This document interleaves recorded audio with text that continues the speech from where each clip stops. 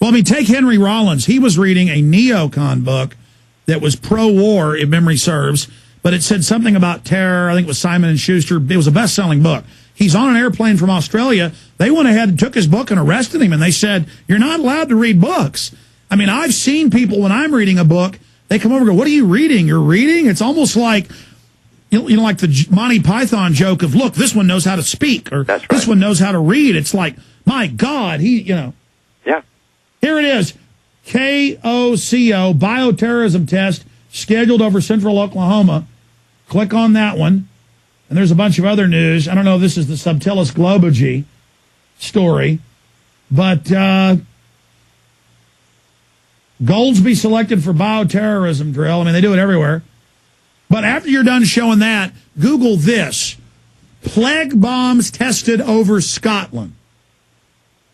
And they admit just constant spraying since the 40s of Canada, the United States, and England. Project Shad, nerve gassing people on ships, telling troops they're going in to have CS gas tested on them, and they hit them with nerve gas and kill them. All declassified, Alan, and you're bad for talking about it. You're with the government because you don't want them to do it. Mm-hmm. That makes total sense, doesn't it? That's the way their logic runs, yeah. Bioterrorism test scheduled over central Oklahoma. Materials simulating chemical threat to be dropped on areas. That's 2003. Print me that. No. Oh, it said chemicals to simulate, but then it says Bacillus thuringiensis, BT. But then when you go on to read, it was another one. It turned out to be a whole group of bacteria which cause spontaneous abortion.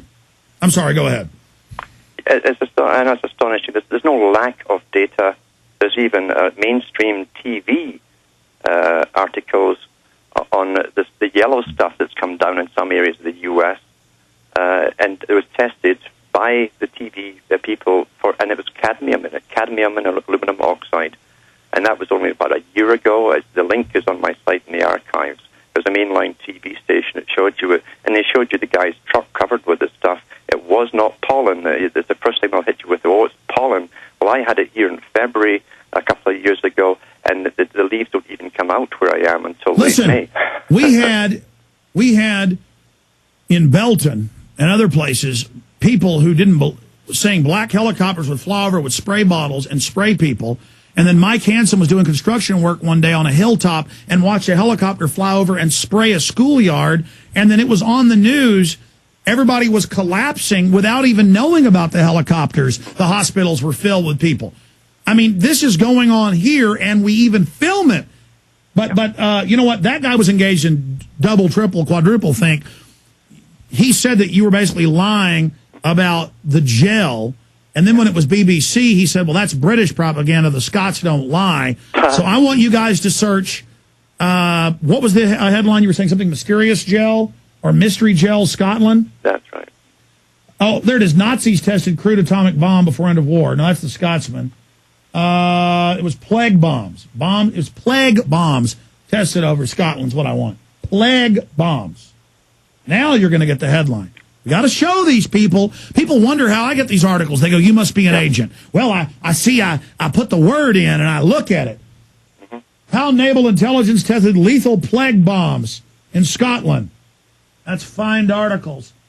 Listen, here's the one I want for everybody out there. I want to show him Scotsman Mysterious Gel Scotland. Scotsman.com Mysterious Gel Scotland.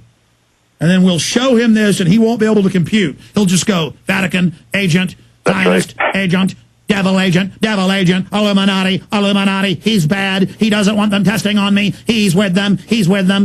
Because, again, they don't want to see someone making them face the tyranny and then warn others.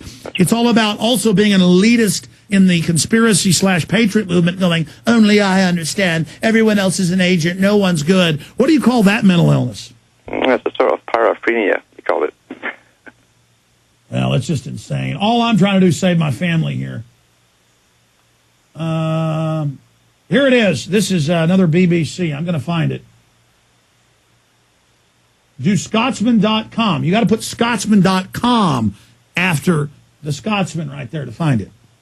That's the way you got to do that on. All right, I'm sorry, Alan. I'm out of control today. That's Scotsman.com. Probably always a secret code for MI6 agents. Exactly. Now, the MI6 agents are actually attacking us. I got attacked by the BBC yesterday, by the way.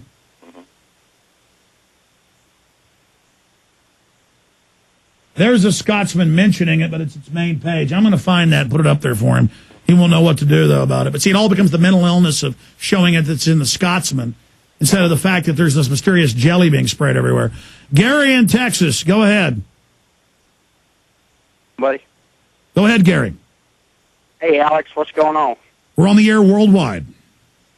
I just wanted to touch real quick on this climate bill and Obama real quick, if I could, because some of the responses I get from people when I tell them the direct quotes from what he ran in his campaign to what he says on the issues now. And yeah, I was going to do that today. I've got 5 videos of him saying he will not do any signing statements.